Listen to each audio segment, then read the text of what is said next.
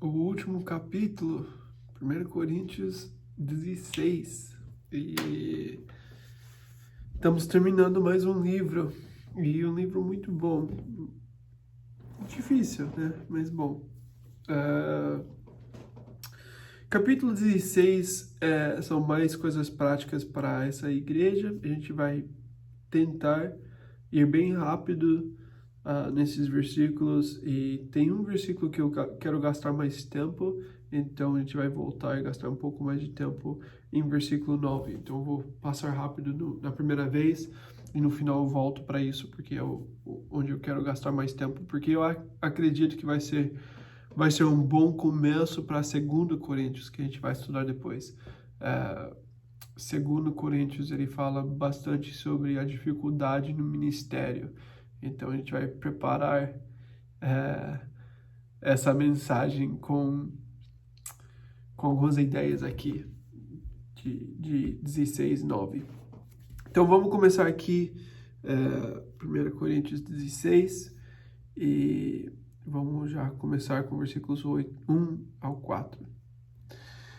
Quanto à coleta para o povo de Deus, façam como ordenei às igrejas da Galácia. No primeiro dia da semana, cada um de vocês separe uma quantia de acordo com a sua renda, reservando-a para que não seja preciso fazer coletas quando eu chegar. Então, quando eu chegar, entregarei cartas de recomendação aos homens que vocês aprovarem e os mandarei para Jerusalém com a oferta de vocês. Se me parecer conveniente ir também, eles me acompanharão.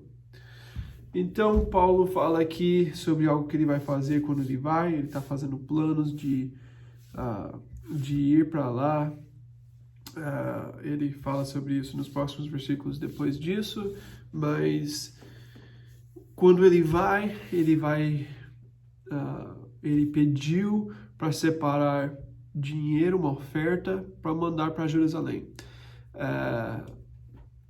Ele fala algumas coisas interessantes aqui. Eles estão reunindo no primeiro dia da semana, que é domingo, como a gente faz agora também nas nossas igrejas. O primeiro dia da semana, nós começamos nossa semana com a reunião principal da igreja, geralmente.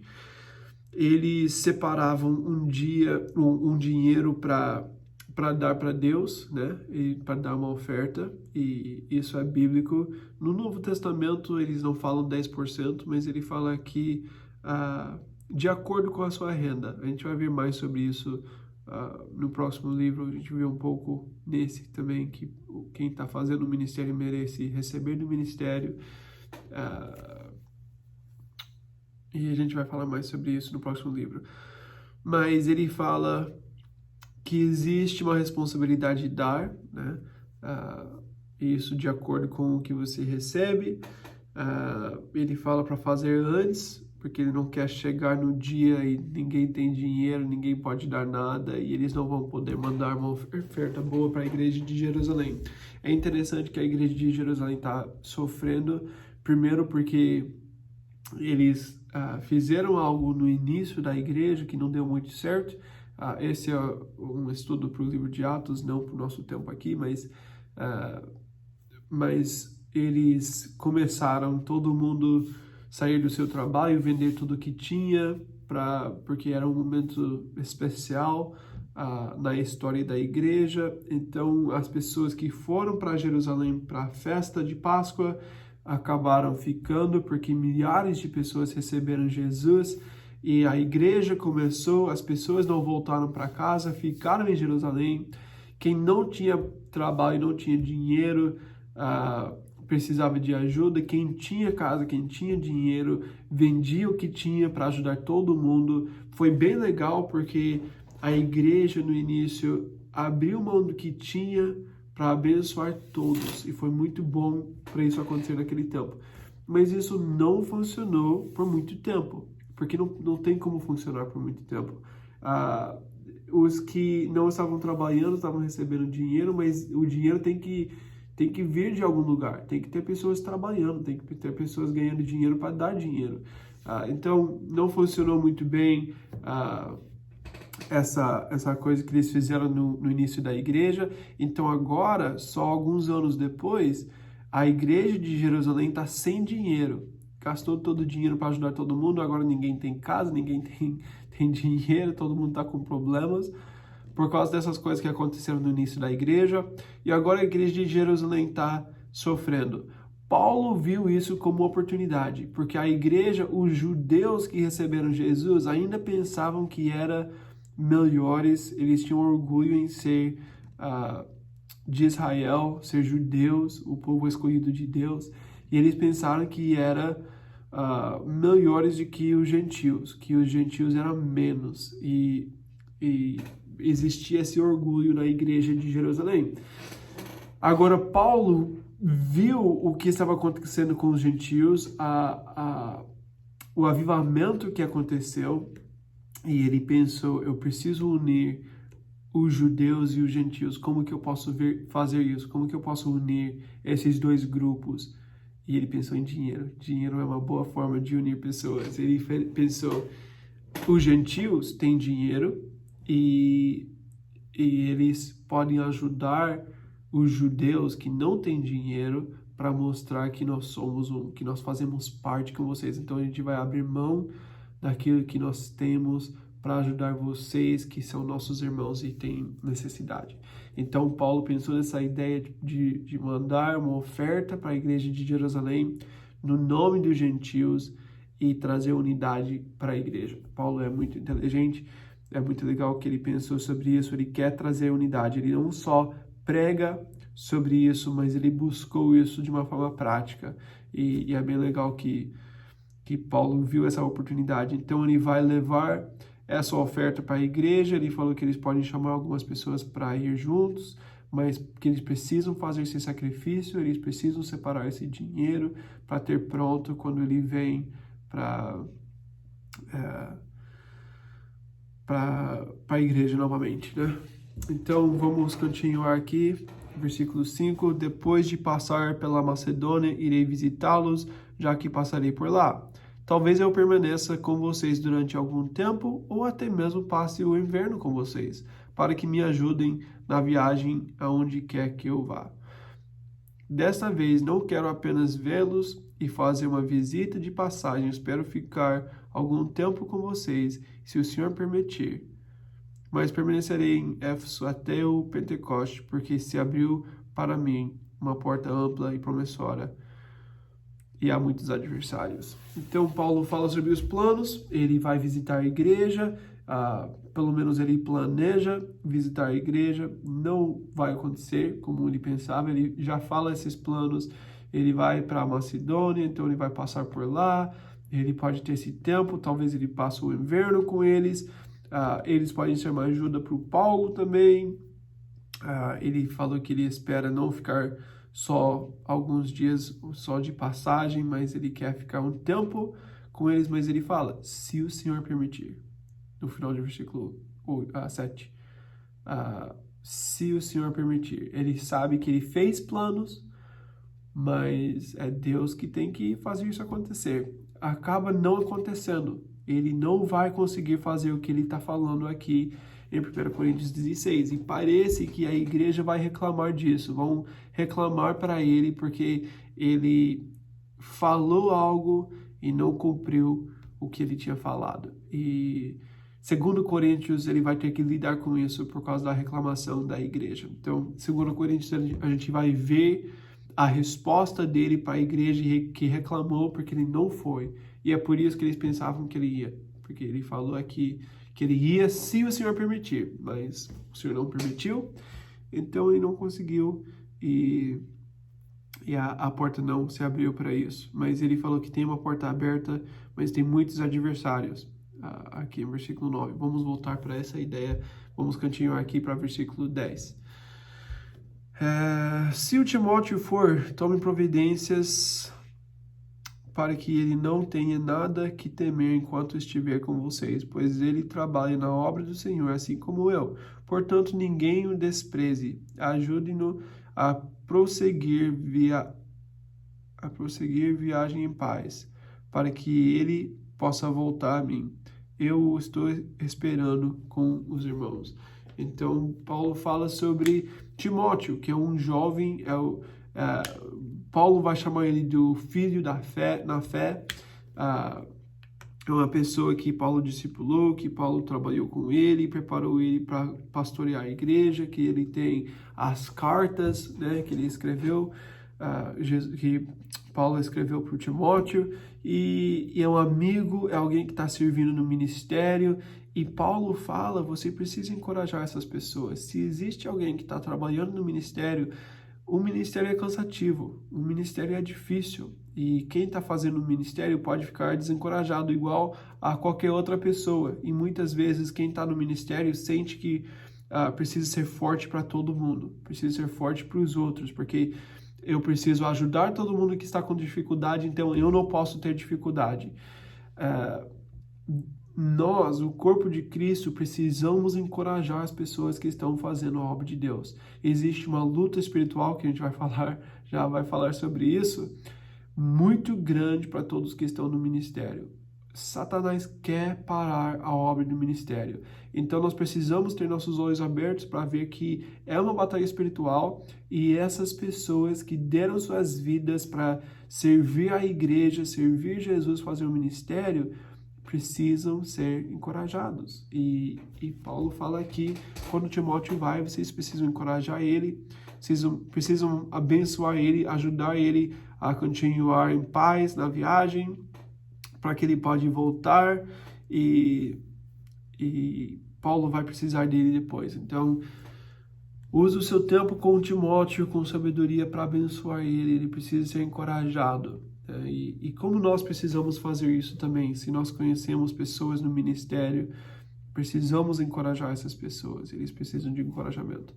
Versículo 12. Quanto ao irmão Apolo, insisti para que fosse com os irmãos visitar vocês. Ele não quis de medo nenhum ir agora. Eu não sei o que eu estou lendo aqui, eu acho que eu estou com algo errado. Ele não quis de modo nenhum ir agora, mas irá quando tiver boa oportunidade. Eu não sei por que Paulo falou isso, mas ele tinha falado que Paulo precisa ir visitar, então está falando mal do Apolo aqui para a igreja, né? Eu falei que ele precisava ir, mas ele não quis. O que eu posso fazer? Mas ele não quis de modo nenhum ir para Corinto, mas quando tem oportunidade ele vai. Uma outra lição aqui pra gente, nós temos que fazer quando nós temos oportunidade. Em Gálatas capítulo 6, versículo 10 é um outro versículo bem legal. Eu gosto de lembrar sempre. Portanto, enquanto temos oportunidade, façamos o bem a todos, especialmente aos da família da fé.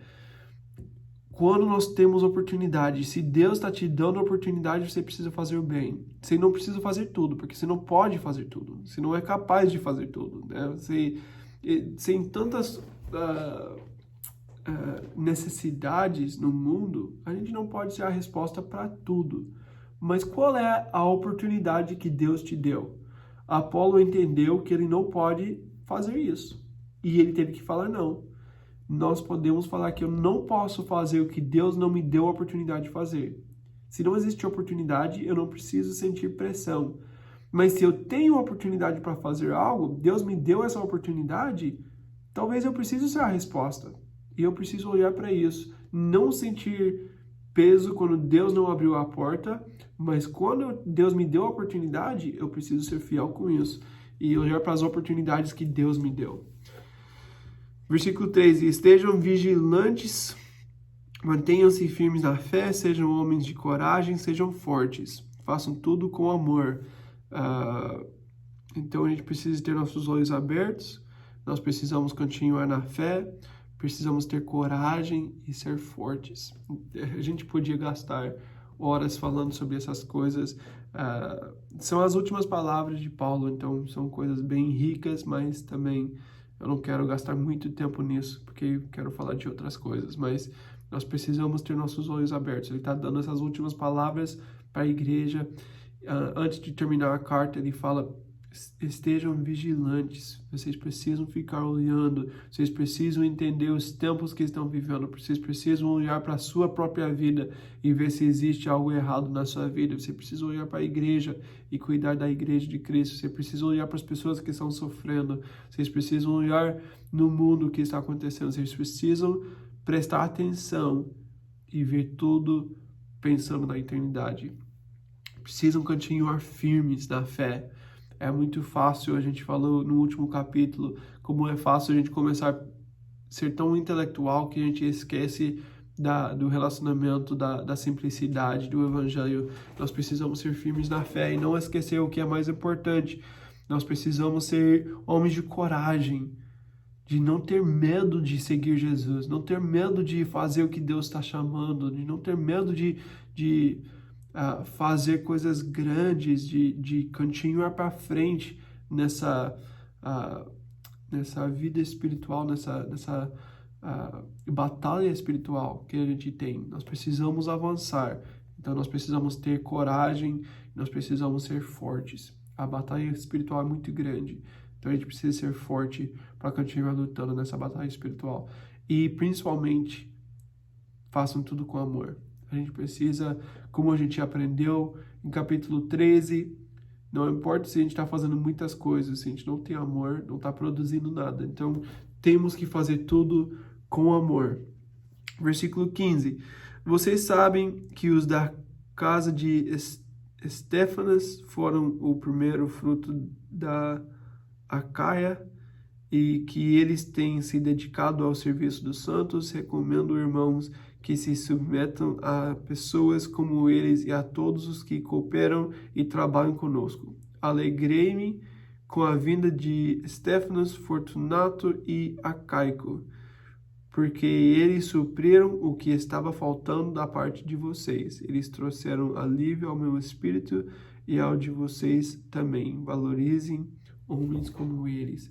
Então, de novo, ele foi encorajado com essas pessoas que foram, são pessoas dedicadas, eles estão servindo os santos, eu gosto disso, eles estão servindo os santos e eles precisam ser valorizados, eles precisam ser encorajados. Eles foram encorajar Paulo nesse tempo e eles estão sendo fiel naquilo que Deus chamou eles para fazer. Então, legal ver as pessoas servindo os santos, servindo a igreja, e ele fala que nós precisamos valorizar essas pessoas. Versículo 19, as igrejas da província da Ásia enviam saudações a Áquila e Priscila, o saúdam afetuosamente, acho que é isso, no Senhor, e também a igreja que se reúne na casa deles. Então, Áquila e Priscila de novo estão servindo juntos. É legal que eles, em todo lugar que fala sobre esse casal, eles estão servindo juntos e eles têm uma igreja na sua casa e eles estão sendo fiel a Deus no chamado que Deus deu para eles. Versículo 20, todos os irmãos daqui enviam saudações, saúdem uns aos outros com beijo santo. Isso não é para hoje, isso é para o tempo deles. Não precisa beijar mais, principalmente no tempo que estamos vivendo. Eu, Paulo, escrevi essa saudação de próprio punho. Ele tinha problema com os olhos, então ele não escrevia muito, mas ele escreve aqui no final: se alguém não ama o Senhor, seja amaldiçoado, vem o Senhor. Forte, né? Temos que continuar no amor do Senhor. A graça do Senhor Jesus seja com vocês. Recebam o amor que tenho por todos vocês em Cristo Jesus. Amém. Então ele terminou essa carta mostrando graça, mostrando o amor de Cristo, e ele ama essa igreja, mesmo com todas as dificuldades. Ele terminou falando: eu amo vocês, eu continuo amando vocês. Então, foram as últimas palavras de Paulo para a igreja. Agora eu só quero refletir um pouco mais sobre o versículo 9, porque é um versículo interessante e é importante a gente refletir sobre isso, e também vai ser uma boa entrada para 2 Coríntios, que vai ser o nosso próximo livro, e a gente vai falar bastante sobre esse assunto. Então, ele fala no versículo 9, porque se abriu para mim uma porta ampla e promissora, e há muitos adversários. Uma porta, a gente fala sobre uma oportunidade, nós precisamos aproveitar as oportunidades que Deus nos dá. É Deus que abre a porta para a gente, para o ministério, e Deus abriu uma porta aqui para ele. Olha o que fala em Apocalipse capítulo 3. Uma das cartas para as igrejas, de novo, a igreja de Filadélfia, versículo 8, conheço as suas obras, eis que coloquei diante de você uma porta aberta que ninguém pode fechar. Sei que você tem pouca força, mas guardou a minha palavra, que não negou o meu nome. Deus coloca diante de nós uma porta que ninguém pode fechar. Nosso problema é que a gente pode ver os adversários. É uma porta que ninguém pode fechar. Uma porta aberta. Ele fala aqui em versículo 9 de 1 Coríntios 16, é uma porta ampla e promissora. A porta aberta está grande, é uma oportunidade incrível e ninguém pode fechar essa porta, mas qual que é nosso problema? Eu vejo muitos adversários.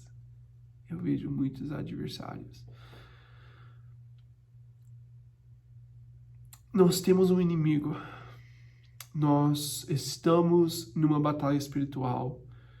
Nós temos que estar lutando para fazer qualquer coisa que vai durar. Estamos lutando sobre a eternidade de pessoas. E isso não é qualquer coisa. Então nós precisamos entender a batalha que existe. Nós precisamos entender que não existe portas abertas sem adversário. Nós precisamos entender que o inimigo vai tentar colocar medo. Olha em 1 Pedro capítulo 5. Versículos 8 e 9. Estejam alertas e vigiem. O diabo, o inimigo de vocês, anda ao redor como um leão, rugindo e procurando a quem possa devorar. Resistam-lhe, permanecendo firmes na fé, sabendo que os irmãos que vocês têm em todo o mundo estão passando pelos mesmos sofrimentos. O ministério é um lugar difícil. O ministério é uma batalha de verdade. Olha em Efésios capítulo 6.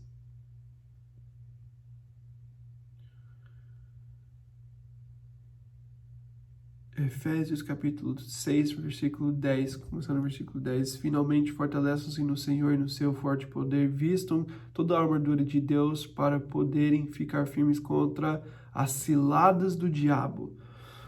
Pois a nossa luta não é contra seres humanos, mas contra os poderes e autoridades, contra os dominadores deste mundo de trevas, contra as forças espirituais do mal nas regiões celestiais. Existe uma batalha de verdade acontecendo no espiritual para as almas das pessoas. Deus deu uma porta aberta, Deus dá uma porta aberta que ninguém pode fechar, mas nós precisamos entender que existe essa batalha. Nós precisamos de homens de coragem, ele falou, que vão continuar fortes, firmes na fé, mesmo com esses adversários. Quando nós temos portas abertas, nós podemos esperar uma luta. A luta vai existir. A batalha espiritual vai existir, porque Satanás não quer deixar a gente fazer a obra que Deus chamou a gente para fazer. Nós precisamos ter coragem para entrar nessas portas, mesmo quando tem adversários.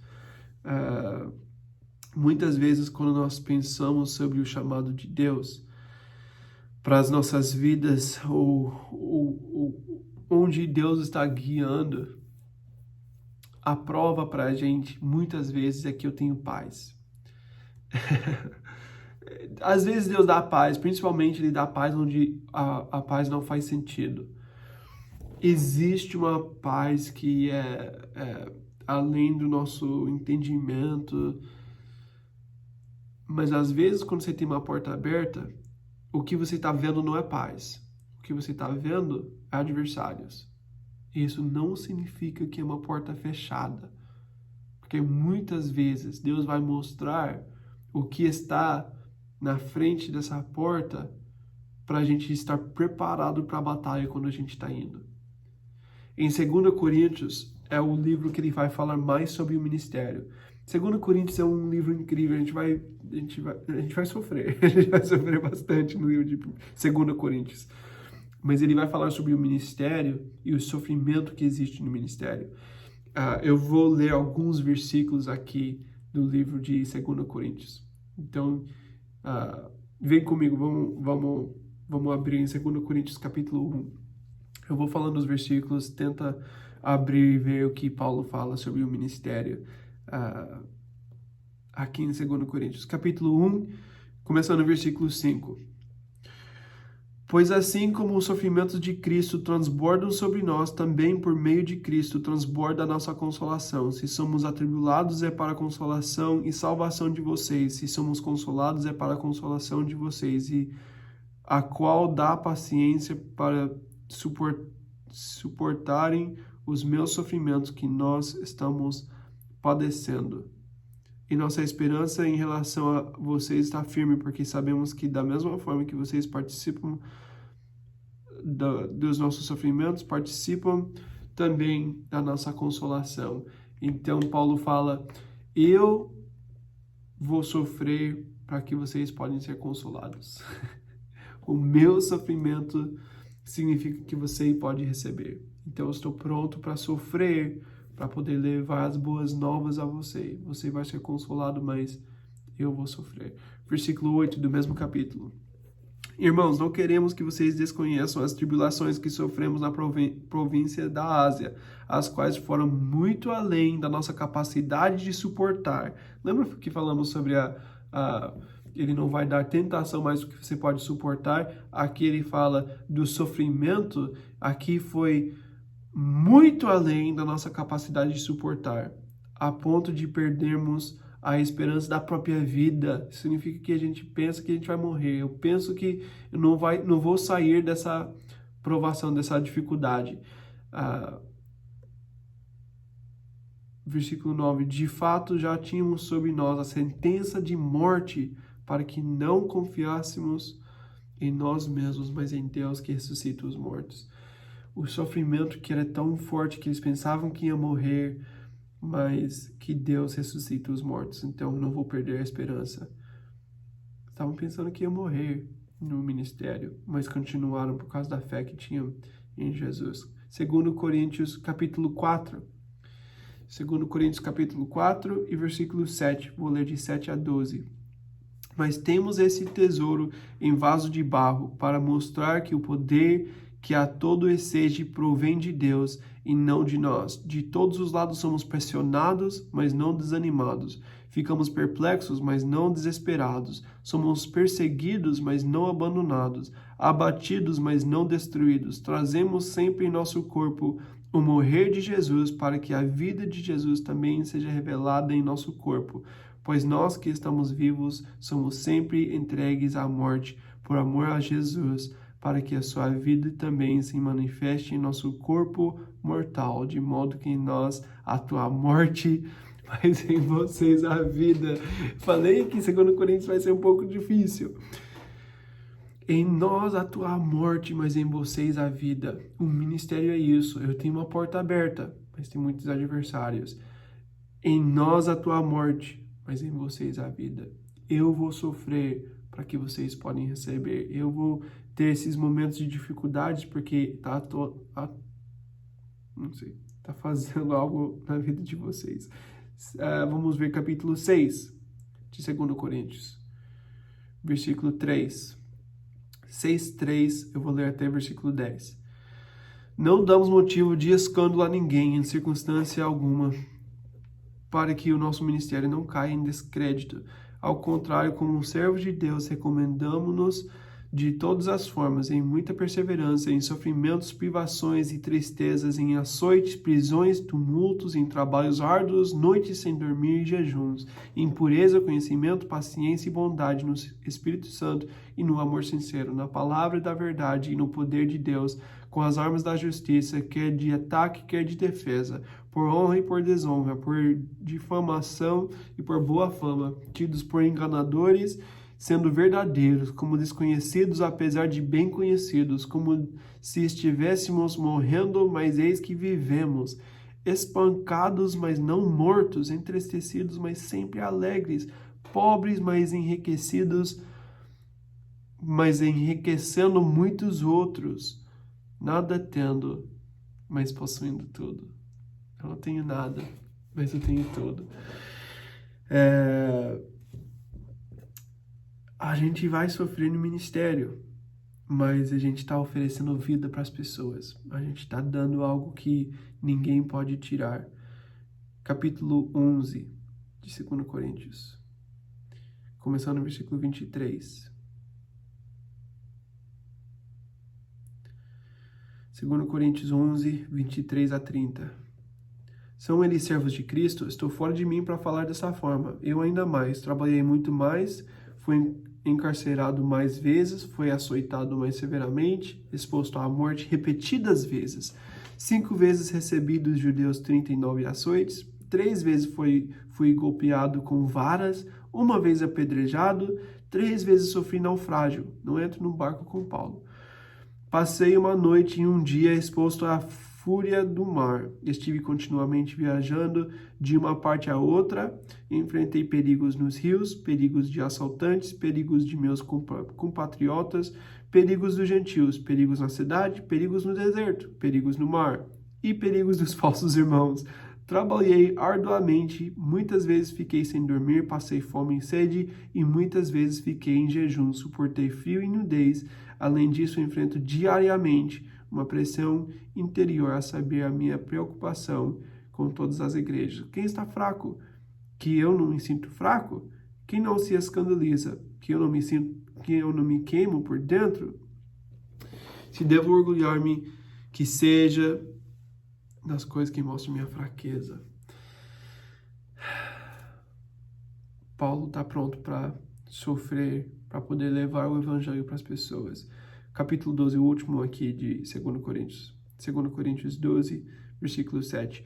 Para impedir que eu me exaltasse por causa da grandeza dessa revelação, foi-me dado um espinho na carne, um mensageiro de Satanás para me atormentar. Além de tudo mais que ele está passando, ele tem um mensageiro de Satanás para atormentar. Benção, né? 3 vezes roguei ao Senhor que tirasse de mim, mas ele me disse: minha graça é suficiente a você, pois o meu poder se aperfeiçoa na fraqueza. Portanto, eu me gloriarei ainda mais alegremente em minhas fraquezas, para que o poder de Cristo repouse em mim. Por isso, por amor de Cristo, regozijo-me nas fraquezas, nos insultos, nas necessidades, nas perseguições, nas angústias, pois quando sou fraco é que sou forte. Quando sou fraco é que sou forte. Eu tenho uma porta aberta. Ninguém pode fechar. É uma porta ampla e promissora. Mas existem muitos adversários. Eu posso ter medo, mas nós precisamos ser corajosos, porque estamos na luta espiritual.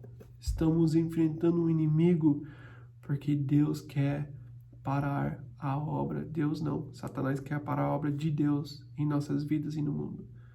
Satanás quer parar a obra de Deus em nossas vidas e no mundo. Então sempre vai existir adversários. Mas nós temos Jesus, nós temos fé, nós temos promessas, nós temos vida eterna. Deus ressuscita os mortos. Se a gente morrer, é lucro. Vamos continuar olhando para Jesus, vivendo para Jesus. Vamos ver o que Ele vai fazer nas nossas vidas e através de nós, porque Ele tem bons planos para as nossas vidas. Eu quero só compartilhar esse último versículo, a gente vai terminar. Jeremias. A gente não tem tempo para falar sobre esse versículo, eu amo esse versículo. Eu vou compartilhar rápido, outro dia eu vou ensinar um pouco melhor. É um dos versículos que Deus fala mais comigo. Não sei se, eu acho que não compartilhei ainda. Jeremias tem dificuldade no seu ministério, muita dificuldade, ele sofreu bastante no seu ministério, mas Deus chamou ele para fazer um ministério difícil, que tem muitos adversários. Ele estava sendo fiel, mas foi difícil. Ele começa a reclamar no começo de capítulo 12. Em capítulo 11, ele fala sobre pessoas que querem matar ele e falam da cidade que são e a cidade dele. Então, as pessoas da cidade dele, os seus próprios vizinhos estão querendo matar Jeremias por causa da mensagem, porque ele está sendo fiel à mensagem de Deus. E ele começa a reclamar, vendo que os justos estão sofrendo e os pecadores estão prosperando, estão bem. E por que Deus deixa isso acontecer? E Deus vai responder no versículo 5. Aqui é a resposta de Deus, Jeremias 12, 5. Se você correu com homens e eles o cansaram, como poderá competir com cavalos? Se você tropeça em terreno seguro, o que fará nos matagais junto ao Jordão?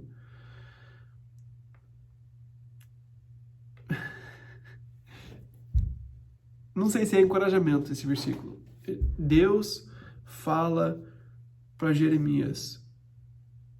Basicamente, ele fala duas coisas. Você acha que está difícil agora? Vai piorar. Ele fala, você correu com homens, que é uma coisa que é possível, né? Correr com homens, competir com homens eu posso fazer, mas os homens cansaram Jeremias. Então ele fala, você correu com um homem e eles o cansaram. Mas ele fala, como poderá competir com cavalos? Então ele fala, já está difícil para você? Vai piorar. O que você vai fazer quando fica pior? Porque você já está cansado de competir com homens e agora você vai ter que competir com cavalos. A luta vai ficar mais difícil. Como você vai lidar com isso? Mas eu quero que você entenda isso também. Deus chamou ele para fazer o impossível. Competir com cavalos é impossível para o homem. Alguém que vai correr em competição com um cavalo vai perder, não tem como. Nós estamos correndo com cavalos no nosso ministério. Vai cansar, vai ser difícil, você vai ficar fraco, mas quando você é fraco é que você é forte. Quando você percebe que sua luta é espiritual, quando você percebe que existe uma porta aberta com muitos adversários, mas você tem Deus no seu lado, você consegue competir com cavalos. Você consegue fazer o impossível porque Deus está com você. Porque Deus vai te capacitar para fazer o que está chamando para fazer, mesmo sendo difícil ou até impossível. Você tem que depender de Deus e Ele vai ser suficiente. Então eu quero lembrar disso. Nós temos portas abertas. Deus está agindo em nossas vidas. Deus começou uma obra, Deus vai ser fiel para terminar essa obra, mas nós não queremos ser como a igreja em 1 Coríntios, que estava focado em coisas carnais, nos desejos da carne, e perderam tudo que Deus queria fazer na vida deles. Eu quero ser como Paulo, que eu vejo uma porta aberta com muitos adversários e eu falo, Deus está agindo lá, vamos ter coragem para ir para a batalha. Eu quero ser como Paulo, que quando eu sou fraco, eu sou forte. Quando eu estou morrendo, alguém está recebendo vida. Eu posso sofrer para ajudar os outros. Eu quero esse coração. Vamos orar por isso. Vamos orar para Deus nos dar esse coração. A gente não quer viver como a igreja está vivendo em 1 Coríntios. Vamos orar. Vamos vamos clamar para Deus abrir nossos olhos, para a gente viver para a eternidade, viver para as coisas de Deus, mesmo quando existem adversários. Amém? Esse é meu encorajamento para vocês, mas também para mim. Eu quero viver dessa forma, eu quero estar preparado. Depois a gente vai estudar 2 Coríntios e com certeza não vai ser só isso que a gente vai ver, não é só sofrimento, mas tem bastante sofrimento. Mas esse sofrimento nos ensina sobre o que é realmente amar, o que é fazer um ministério e o coração do servo. Então vai ser muito legal esse estudo de 2 Coríntios. Mas é isso, terminamos nosso estudo de 1 Coríntios. Obrigado por ficar esse tempo todo. Eu quero ver se vocês vão voltar para 2 Coríntios depois disso que eu falei agora. Talvez não vai ter ninguém, mas Deus é bom. Então vamos continuar olhando para Ele, lembrar a vida que nós temos em Jesus. Amém? Deus abençoe.